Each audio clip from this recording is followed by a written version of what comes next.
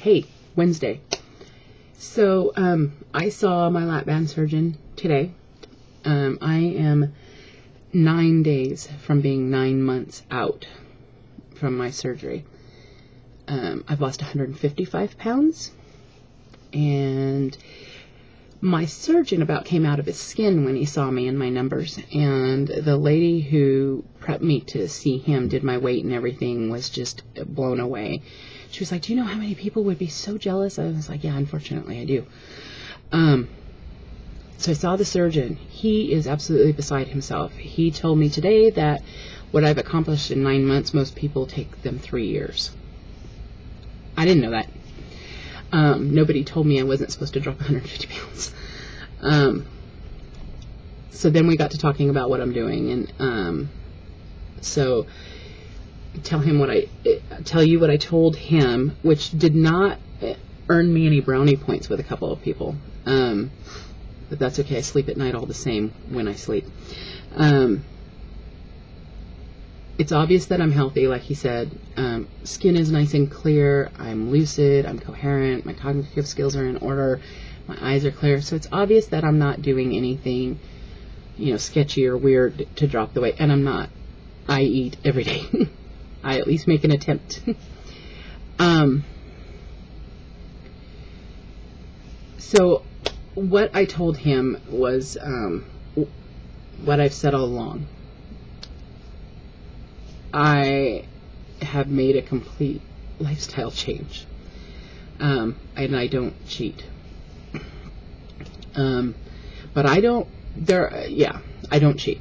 I don't consider having ice cream cheating, because I still eat ice cream when I want it. I don't eat the whole carton, but I'll still have it. I eat a mostly whole, fresh, unprocessed diet for the very most part. I drink anywhere from a half gallon to a gallon of liquid a day. That would be ice water, iced tea, no sweetener. Sometimes Gatorade's made a something called G2, which is basically half of the calories and sugar and all the shit that's in the regular. So I went, I had actually given up Gatorade because I don't like to have anything that has high fructose corn syrup in it. And so I hadn't had it while they put out this G2. So that is my little guilty pleasure, and every once in a while I have a glass of that. I love fresh vegetables, steamed vegetables, eat a lot of that, a lot of seafood.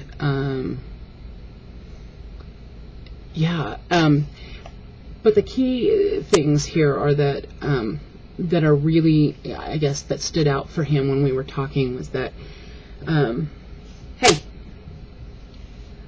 sorry, one of my big beasts trying to eat the carpet. So I don't really, okay, sour cream, for instance. I like it with all the fat and freaking calories you can pack into it and put it in that tub. I don't do fat-free sour cream. I don't do fat-free much of anything. Ugh. I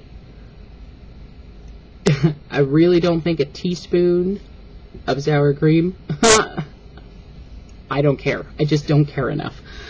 And I don't like fat-free sour cream, so I'm not going to eat it. I don't drink skim or fat-free milk, gag. I drink 2% or better, and again, just can't be concerned with the content in it, because I just don't consume enough to be worried about it. And so I don't keep a food journal either. But what I did do for before I had the surgery is I have books here that tell me nutritional contents of stuff. I have access to the internet. If something comes up that I really want to know something, I can find out. For the most part, I look at my meal when I prepare it. I estimate how many calories are on it based on what I know about what's in each of the foods I eat, and I do know that information. I'm just not writing it down. And then I round up.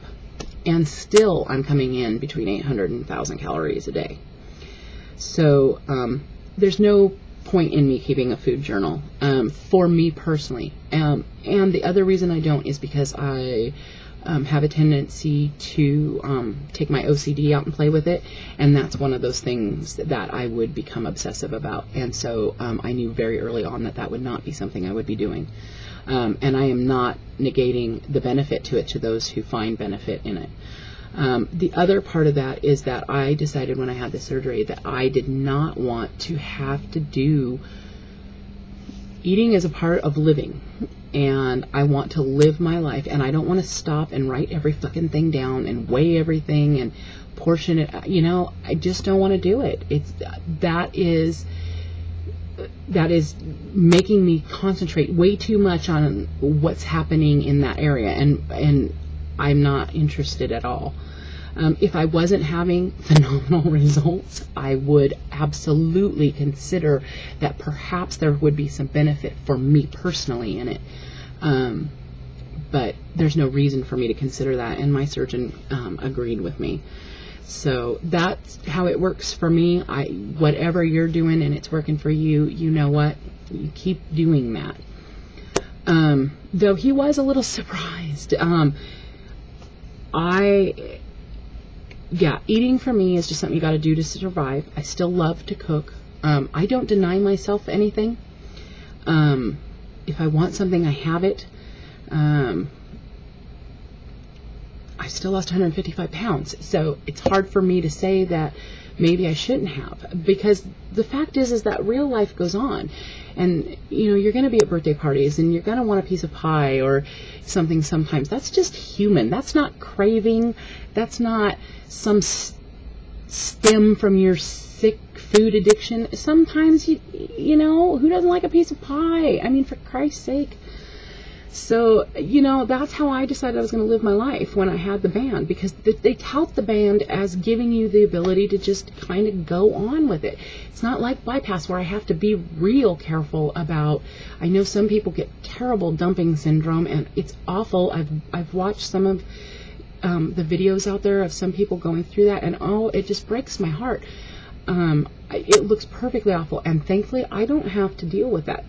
I pay just as much attention as I need to not hurt myself, to not cause the band to have any problems, and then that's it. That's all the more attention I give it. I do my supplements and make sure I get my protein. And you know what? I just live every day, and I cook with butter. I eat real sour cream.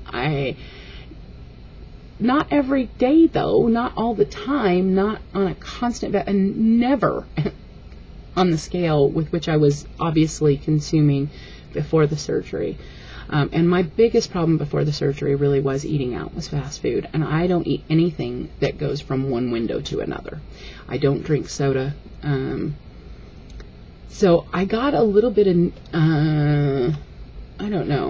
bitchy feedback, I suppose, on that, because I don't know if it was jealousy or if it was just frustration with their own shortcomings, or what they felt were their shortcomings. I don't know. People don't want to hear that when they ask you, what are you doing? They don't want to hear that you're doing what you're supposed to do. They don't want to hear that you made the lifestyle change and that everything's going fucking great. What they want is to ask you how you did it and how everything is, and then they want you to all of a sudden magically come up with some fucking secret that they never thought about, like maybe I'm taking laxatives or, anorexic or something. Oh, for Christ's sake. I'm just doing what I'm supposed to do, doing what the doctor asked me to do, doing what I know I'm supposed to do. And it's working, and apparently it's working really good. So he's happy, I'm happy. I did not have a fill today. My restriction is still holding beautifully from September or December. I have another appointment with my surgeon scheduled for May for my 1-year anniversary. If I need a fill before then, I can just go in and have that done. But otherwise, I guess I'm good for the next few months. So yeah, I'm feeling really good today. I'm exhausted, but I'm feeling pretty good. It made me feel better to see the surgeon and know that he was as happy as he was too. So anyway, there's my update, and I hope you guys are all experiencing great success, and I will check in again with you later. Bye.